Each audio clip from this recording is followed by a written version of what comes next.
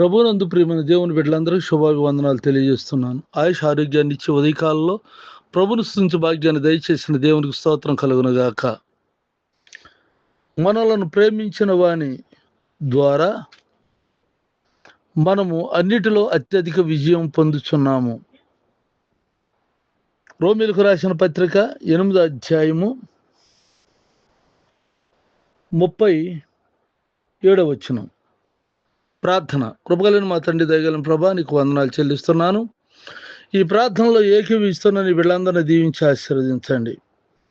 మమ్మల్ని ప్రేమించడం ద్వారానే మేము అన్ని విషయాల్లో అత్యధిక విజయాన్ని మేము పొందుచూ ఉన్నాము. దేవా, నీ బిడ్డలకు అట్టి విజయాన్ని అనుగ్రహించి నీ దీవెనలతో నింపండి. అపజయాలు మధ్య వారికి జయమును దయచేసి నడిపించండి. ఆర్థిక సమస్యలు, అప్పుల బాధ ఉన్నవారికి తీర్చండి. నెమ్మదిని, శాంతిని దయచేయండి. ఇంట్లో నుండి బయటకు వెళ్తున్న, బయట నుండి ఇంటికి వస్తున్న కాపుదల భద్రతలో ఉంచండి. వారి చదువుల్లో, వ్యాపారం, వ్యవసాయ, ఉద్యోగాలు అన్నింటిలో తోడుగా ఉండండి ప్రభా.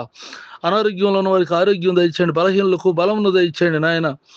వివాహాలు కావాల్సిన బిడ్డలకి వివాహాలు దయచేయండి. మంచి సంబంధాలను సమకూర్చండి ప్రభా. సంతానం లేని వారికి సంతానం దయచేయండి నాయన. గర్భిణీ స్త్రీలకు సుఖప్రసవం అనుగ్రహించండి. అంతేకాదు నా తండ్రి, నా బర్త్డేలు జరుపుకుంటున్నటువంటి వారికి తండ్రి సంవత్సరం నుండి సంవత్సరాంత వరకు నీ కనుదృష్టి వారి మీద నుంచి కాపాడుతూ నీ కృపలో వద్దెల చేసి ఆశీర్వాదాలతో నింపమని, ఆరోగ్యం ఇచ్చి నడిపించమని ప్రార్థిస్తూ ఉన్నాను.